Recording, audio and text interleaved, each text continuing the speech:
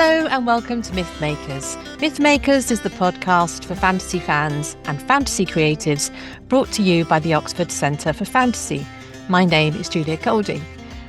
Now, this is one of our sidecasts where we are reading our way through Lord of the Rings, and we are already embarked quite deep into the Two Towers, and we have reached chapter 6, The King of the Golden Hall. As the name suggests, we are going to be riding into Rohan today.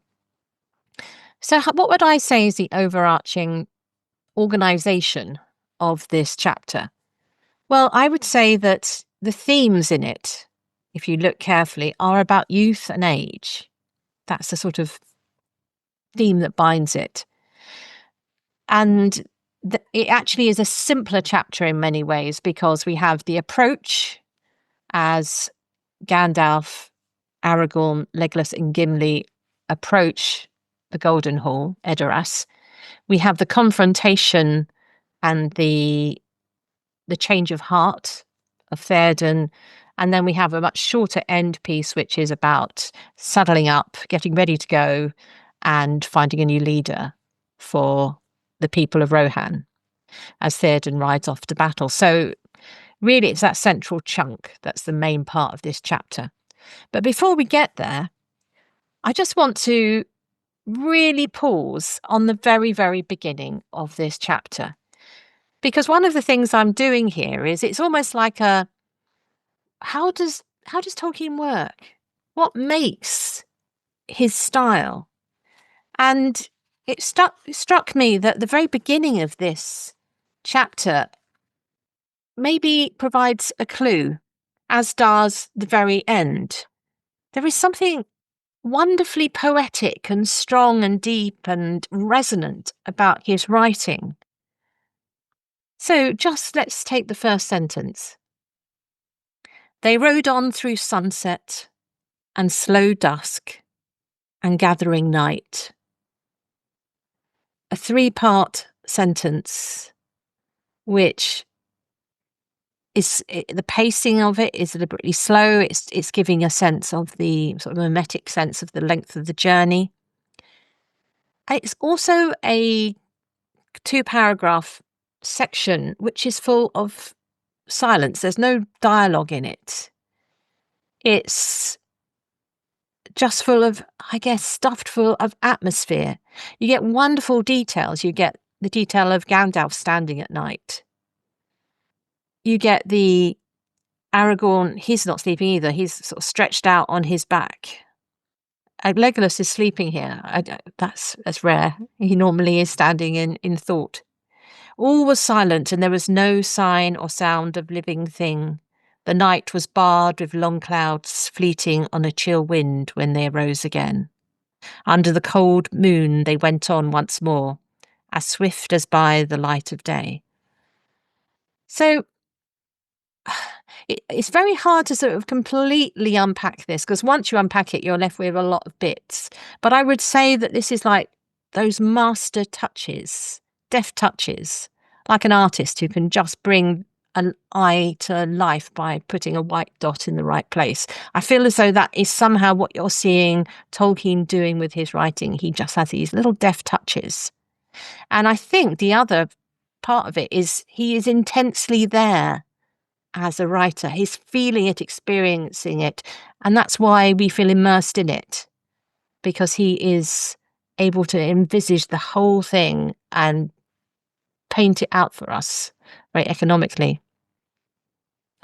So we go on from that on the approach to Edoras, and here he does one of his clever things where he gives us the broad description of the sort of mountain range.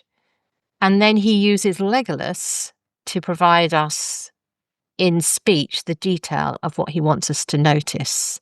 So it's like focusing in. He's like doing the close-up through Legolas because of his superior vision. And the sort of craft point here is it's a very good way of organise what we see in descriptions. If you're writing descriptions and you don't organise them, you're left with a confused reader. And So this is a cinematic technique he's using here, really, which is you go from the big background and you focus in on your main, uh, point of focus, isn't it, in the picture, which is Edoras itself. And we need this to help fire up the mind's eye, because if we get over there is this and over there is that and up there is this, it just feels like we're being shot with buckshot. This is like an arrow of information. As they approach, again, these are these lovely passages which you don't get in any film version. So read the book, everyone. We've got details, details, details. And the one I want to pick out here is the one about willows. So they're going through a green land. The land was green. In the wet meads and along the grassy borders of the stream grew many willow trees. Already in this southern land, they were blushing red at their fingertips, feeling the approach of spring. What's going on here? Blushing red at the fingertips is a accurate description of weeping willows as they get ready to grow their leaves for spring. So we've got a sense of where we are in the seasons. Somebody who is a gardener and nature lover like Tolkien knows what the changing signs are. He probably goes out into his own garden and sees this, or down by the Cherwell River. But there's also, did you notice this, an echo of the anthropomorphism of the willow fronds being fingertips. And what does that remind us of? It reminds us of the Ents. It reminds us of Old Man Willow, this world where trees are charged with personality. So it's still there as a faint echo. Wonderful stuff. Right, as we approach Edoras, we get the introduction of this idea about time and perspective. It is the barrows where the white flowers are growing, the symbol Muna, which is the first of these Rohan language words that come in. And Aragorn and Legolas both have a different reaction to the barrows. Aragorn is explaining how, in the mind of people of Rohan, these are ancient barrows in the landscape from generations after generations. Whereas for Legolas, that's 500 years, which is just the blink of an eye. And this is the beginning of this theme about how Rohan can be both ancient but also very young. And it picks up with the theme which in this chapter, which is basically a struggle, a debate between age and youth, as we will go on to see. Aragorn is inspired to introduce the first of the poems in this chapter. It's the one that starts, "Where now the horse and the rider?" This was used very effectively in the film. They realised this is a great poem. And I was interested to look into the history of this poem, thanks to the collected poems of Tolkien, which we now have.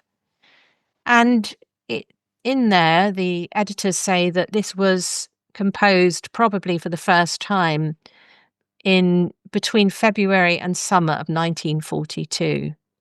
So think where we are in the terms of the World War. Things weren't going things weren't going that well. It was still a very dark time. And this first iteration focused much more on Eorl the Young, the founding father, shall we say, of the Rohan culture. But it also has echoes in it, and Tolkien talks about this in his letters, of the Wanderer and the tradition, which is an Old English poem, and the Latin tradition of ubi sunt, where is, or where are, those poems. So he's writing within a tradition, but he drafts away from that. By the third draft, which is what we've got here, and it's the one which he recorded in 1952, if you want to hear his own voice reading it, he's gone from having alliteration within the text, which was the Old English form of poetry, to having end rhymes. So he's created his own version of, the spirit of this poem. It's not a pastiche of The Wanderer. He's not translating The Wanderer at all, and he very much rejects that suggestion in his letter about this. It's been inspired, but he's gone and made his own thing. And the letter goes on to actually connect this particular poem to his greater theory of creativity. He says, I'm not recreating the wanderer, I am creating a poem. I am making my own version in my own world. So it's a little microcosm of his thought process. So it's worth lingering over and having a look at. You do still get the sense of the driving rhythms of the Old English, and there's a lot of alliteration in it. So it's still present, but it's no longer the main poetic structure because you've got the very strong end rhymes. This idea of language and this poem, which Aragorn is translating for us, continues on because the first confrontation with the first set of guards is all about language customs. We see here how Rohan has become very introverted. It's got its own sort of version of let's just concentrate on Rohan things and forget the rest of the world, which you see going on around the world today, unfortunately. And one of the things they do is that they won't speak to foreigners in the common tongue, but they use their own language. It's a kind of trap they're setting for people to come. And Aragorn dispenses with it quickly because he has spent time there and he can speak the language fluently. And this enters into the theme about how do you see? Do you look at people and see who they really are, or do you look at people and see them crookedly? And it's a sign that the rot hasn't set in that deeply within Rohan, in that these humble guards are able to work out that these are good people who are coming to the door, or at least people who are worthy of an interview with their king. So they do get entry into Edoras and they climb up. Again, it's well worth reading this to reset your brain from the very effective location they had in New Zealand. It was effective, brilliant place. I mean, you can't find Edoras in reality, but there are some elements which they didn't have through location, which are lovely to see here. It's not quite as bleak and windswept, I don't think, as that landscape there, but it also has an important fountain at the top of the hill. It reminded me of a recent visit I made to Siena. Of course, having a water source, if you're not on a river, is absolutely vital. And Siena has a central fountain around which the rest of the city is organised. And you get this is what's going on here. You've got this fountain, and just above it, you've got the Golden Halls. They are the key sites in Edoras because, of course, they need water. One thing that I've always thought was a bit odd is the guards are seated as you approach. It seems quite a nice thing to allow your guards to sit down, but I'm used to people standing up on guard outside Buckingham Palace, so it always strikes me as a funny note. But anyway, then we get the shenanigans over weapons. And of course, it reminds us in this world that weapons have lineage. And so you've got the hint of the Legolas saying, you know, these weapons have come from Galadriel. And that's a theme which is going to be picked up again a little bit later by Wormtongue when it's reported to him what's going on outside. And you've got Aragorn slapping back, shall we say, when he's challenged about his sword. And he is one who enters into this language about age. He says, my sword is made by Telchar, first wrought it in the deeps of time. So compared to the Barrows, which he was arguing the case for them of being of important long lineage to the Rohan, he's actually at the door saying, yes, but look, this comes from even further back. There are things that predate your culture. So it's a bit of a diss there. But it's continuing that time theme. And it turns out this is like a sort of test or a puzzle for them to solve because they have to do the various steps to get through into the hall. And while the most obvious weapons are surrendered, in a way, the visitors turn the courtesy of Harmer against him, and that they argue that the staff should be left. This sort of bartering at the gates of a place is a sort of well-known trope from stories, really. It's you have to get past the door ward, the gate. And so it's a sort of traditional exchange going on here. But we do see that Hummer isn't a dupe. He is actually using right judgment. In fact, he's far more important in this chapter, I realised as I reread it, than I had given him credit for, because he is actually doing this knowingly. He bends a rule because he's seeing straight. So we are now progressing inside the hall, which is beautifully described. And I get a sense that Tolkien absolutely loved describing the hall such as you would find in Beowulf and his favourite poems.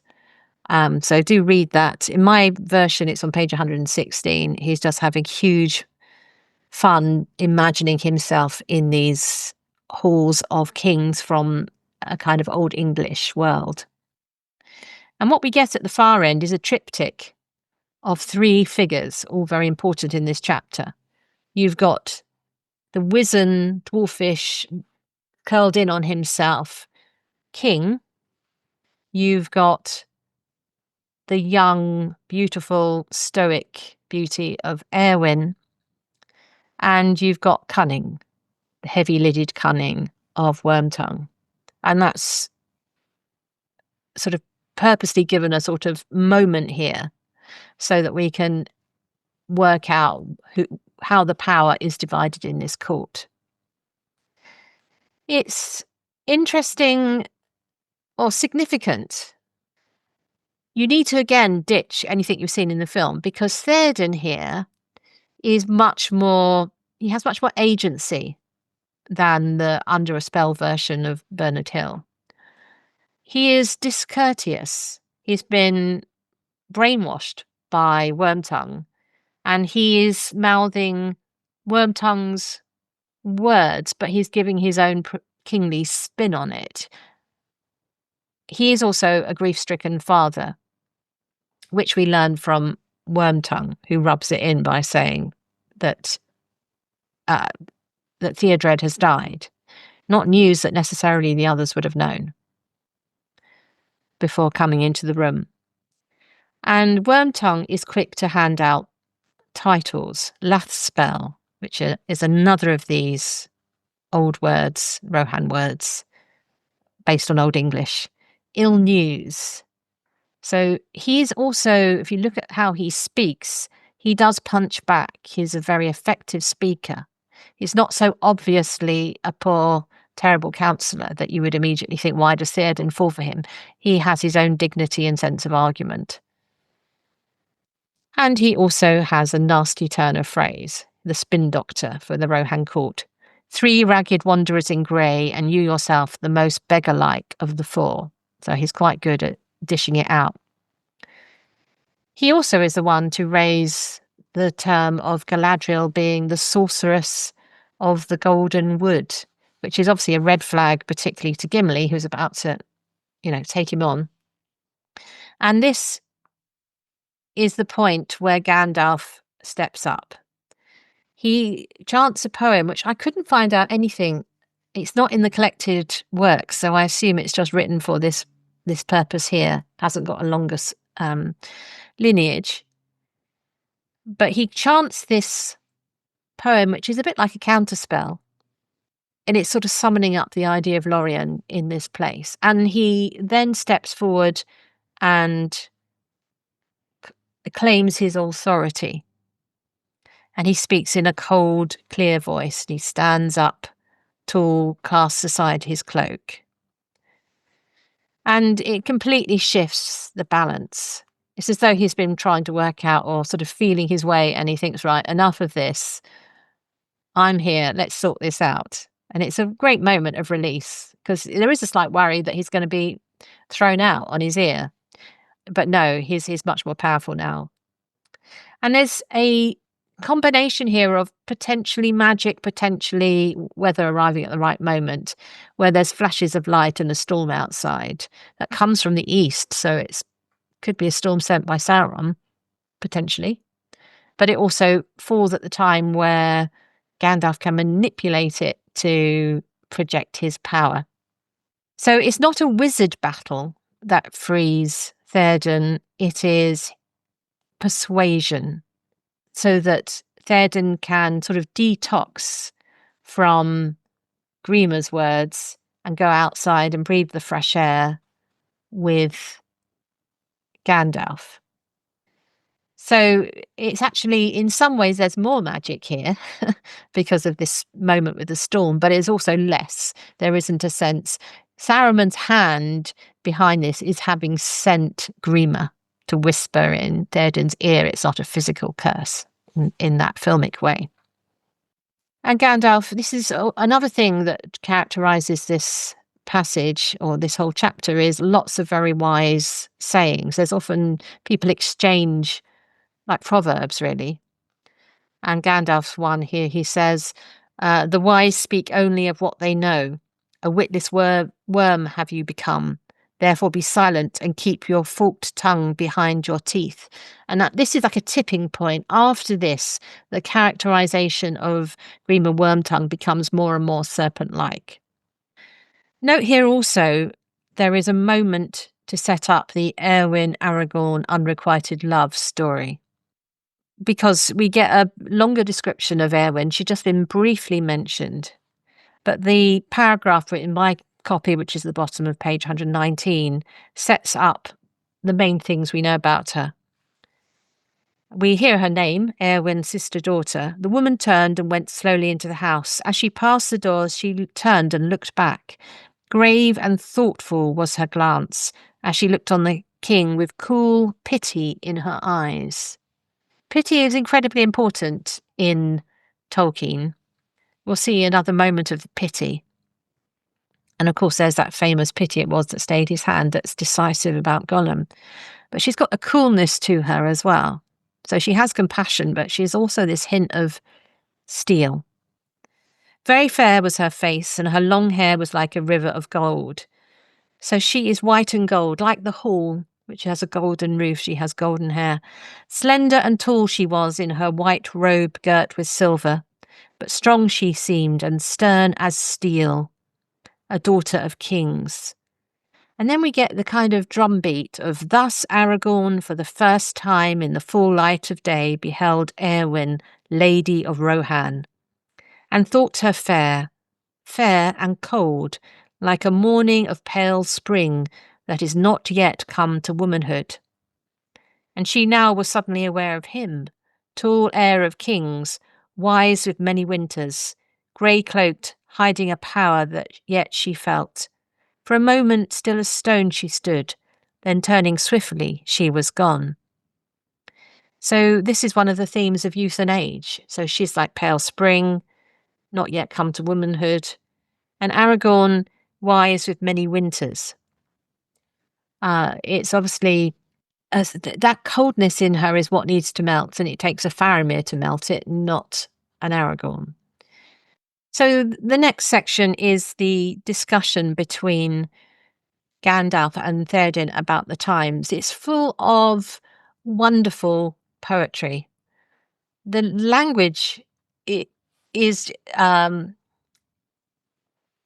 almost like it could be in a poem.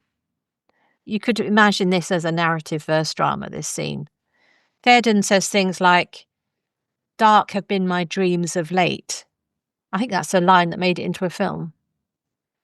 And if we're thinking of this being written in 1942, then it's very applicable to the sort of perspective of the British at this point in the war. It's been a very dark dream with the Blitz and the defeat in the Dunkirk evacuation of the troops, the loss of mainland Europe. But we also get here a sense of Théoden's wit. So when the king calls for Éomer, the king sends Harmer, who was the one who allowed the staff into the audience chamber, and he says, "The guilty shall bring the guilty to judgment," with a twinkle in his eye. So we're getting to see the full grandfatherly humour that is Théoden, as well as his dignity. We also have in this chapter other forms of, this is one of those chapters which is stuff full of highfalutin language, because Gandalf is saying things like, "Verily, that way lies our hope, where sits our greatest fear." So he's full of this very dignified language of courts and kings. We don't really leave that behind until we have a brief scene a little bit later on with Legolas and Gimli getting ready to leave. And then Gimli starts saying, a bit like he's in the place of the hobbits. He's the one who brings it down to the ground by saying we better get on with it kind of language. But we're still in this court and king language. Also, this is the second use in this chapter of Legolas's superior sight, because whilst Gandalf is talking about where their hope lies, there's this sentence that goes, "It seemed to Legolas, as he strained his far-seeing eyes, that he caught a glint of white. Far away, perchance the sun twinkled on a pinnacle of the Tower of Guard. And further still, endlessly remote and yet a present threat, there was a tiny tongue of flame." What we're seeing there is Minas Tirith and Mount Doom. So we can get the sense of the landscape in which the final acts of this drama are going to be played out over the next book and a half. So I mentioned that we have a youth and age theme running through this chapter. It comes to a head when Éomer comes in, because he is the young man offering allegiance to the old man. Éomer coming forward and offering his allegiance, an act which is copied by all the other warriors during this chapter, reasserts the ancient king at the top and the youth coming to support and to take over. And this is take over when the time comes, because he's named as heir. But we also get Wormtongue trying to use that youth and age to unpick it. That's what he's been doing. He's been saying, "You're too old for all of this." And that is his argument. He's saying, you must, put your feet up. They're trying to lure you to your death. That's the kind of poison. You can see how he's been feeding this poison to Theoden. But it's too late. Grima's poison is now leaving Theoden. And what we get here is the moment when aged realizes it isn't so old. And the decision point is, will you not take the sword? And being reminded of the strength of his youth and the fact that though his best days are behind him, he's still got it in him. Theoden turns into the warrior king at that point when he takes the sword. And we get another little poem. Here it's got the hint of the alliteration. "Arise now, arise, riders of Theoden." Can you see the R sound? Arise, arise, riders. Dire deeds awake, DD, dark is to eastward. Let the horse be bridled, horn be sounded. That's got H sounds combining the two parts of that literative verse. Forth Eolingas. So that's probably the most, that little ditty there, little war cry, is probably the most Old English style poem actually in this section because of the alliteration. And in response, we get one of the first little snatches of Old English in this refrain, "Westu Theoden Hal," which is like a kind of greeting or praise phrase, which Éomer says. "Never again shall it be said, Gandalf, that you come only with grief." So it's pushing back on all the things that Wormtongue has been saying. Things speed up now. I mean, there is a break for something to eat, but what is speeding up here is now things have been reversed. We start putting things right. So Gandalf lays out the plan, and it's very quickly and deftly done. We've got to deal with Saruman. We've got to take the civilians to safety, and then we've got to fight the next battle. That's really the story. There we go. Aragorn sort of says that we're coming too, and he gives the three friends a nice sort of warlike name: axe, sword, and bow. They stand in with their different weapon types. And then we get the question, well, Theoden isn't going to sit at home anymore, even though that's what Gandalf is expecting. But we're left with the problem about, well, who's going to reign in his stead if he goes off to war? And there is no immediate answer given. It's at this point where Theoden summons his counsellor. I mentioned how Grima's sort of status descends and goes from man-like to serpent-like in this chapter. And here he's pulled out into the sunlight. So when you see him straight, he blinks in the sunlight like some kind of cavern-dwelling, rock-dwelling creature. He seems less and less impressive. So in the shadows, he thrives. And then there's all these little touches about he may have stolen from people and so on. And he is trying to produce the same effect on Theoden by repeating his counsel that people are trying to do him ill by making him active. But Theoden has now escaped that sort of counsel. If this is bewitchment, it seems to me more wholesome than your whispering. So I prefer their version of the truth than yours. And it's very clear here that it's by their choices that you know a person, not by their words. And he's given the chance to go to battle with his lord, but he actually is most interested in what happens to the treasure. Gandalf again cuts through the faff, shall we say, by making everybody see what's really going on here. He says, "Down, snake," and he exposes the fact that Grima has not been an ordinary man of Rohan. He's been in the pay of Saruman.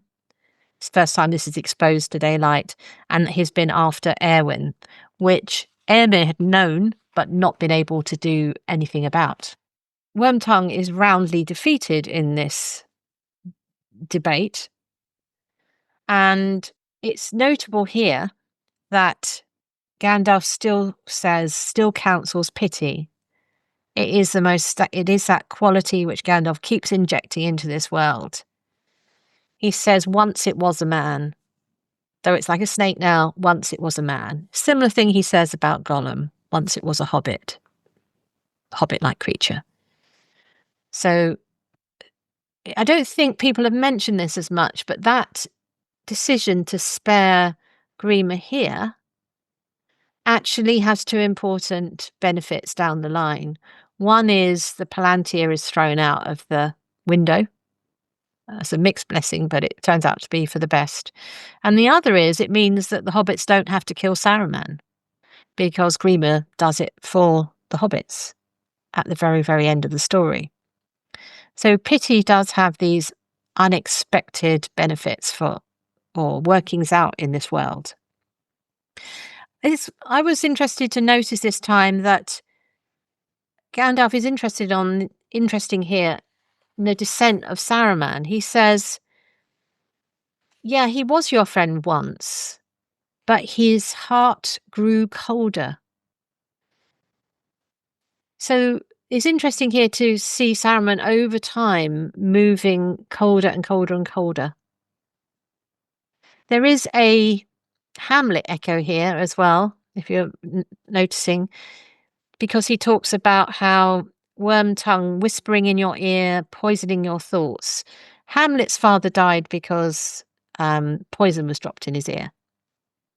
And there is a sort of Hamlet feel here, with Éomer being the young king in waiting and Theoden being the king who was practically on his deathbed at this point. But it doesn't take the Hamlet direction to tragedy. It does the Tolkien eucatastrophe, where there's a happy turn and Theoden actually rejects the poison and rides into battle. And here we get, as a result, when they're talking about looking correctly at the young people who may have been quite rash in how they express their feelings. I think that's the sort of feel Éomer hadn't been that diplomatic. Theoden says, faithful heart may have a froward tongue. That has a feeling of an old saying. And Gandalf counters that with, to crooked eyes, truth may wear a wry face. So after this exchange and the appointment of Éomer as his heir, we get some gift giving, and some arming for war. So it's notable here that Shadowfax is given because Gandalf said it was only lent before, though everybody knows it's already, it's gone far out of Theoden's control. And then we get the arming for war, where they get those who haven't come with armor get given some appropriate gear. And then we get a little bit of a change of tone here because we get Gimli joking that sooner would I bear a horse than be borne by one, because his shield has a horse on it. So there's a sort of lightening of the tone here as the preparations happen for war.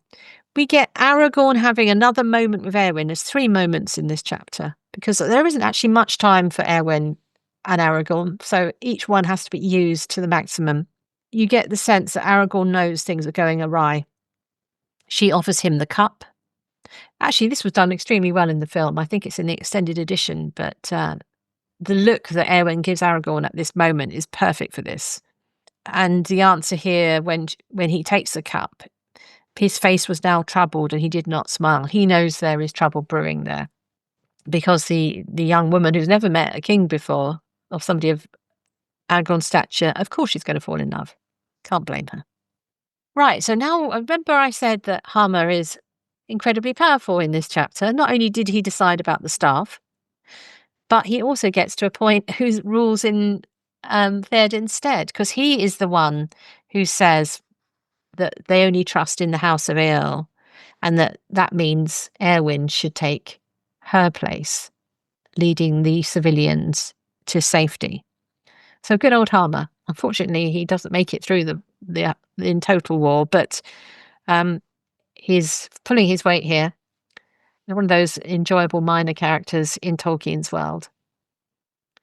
And Éowyn now appears mail-clad, so we're getting little hints of where her story is going to go. She is definitely the warrior maiden, not a bureaucrat organising an evacuation. And now we get ready to go.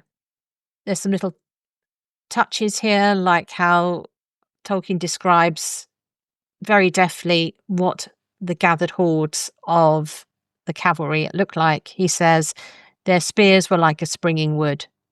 The idea of a new wood of saplings all springing up, too many to count. You also get a little refrain here. Tolkien is very good at remembering all his plot little moments and threads, because we get Gimli and Éomer talking about the words they had about Galadriel, and that's a theme that goes all the way on to the end of the book. And then we get the last moment as they ride out. I love these moments of departure with Rohan, just the sort of energy that they have. And the energy here is given by Gandalf throwing aside his hat and his cloak and leaping upon Shadowfax. And Aragorn gives the cry, "Behold the White Rider." And that sort of war cry is how they leave. They all gallop away. But he's such a great writer because he gives it a little melancholy touch at the end. He plants the seed that's going to sprout into Éowyn's story, because the last line is given to her. Far over the plain, Éowyn saw the glitter of their spears as she stood still, alone, before the doors of the silent house. That is poetry. Wonderful poetry. I think this might be one of my favourite chapters from the way it's written. Not in terms of the action, but there has so much to enjoy and relish in this chapter. Do go back and read it aloud, savour the words, chant the poetry. It's all there. Well done, Tolkien. That's a brilliant chapter.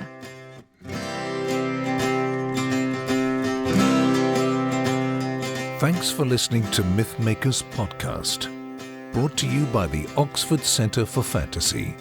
Visit oxfordcenterforfantasy.org to join in the fun.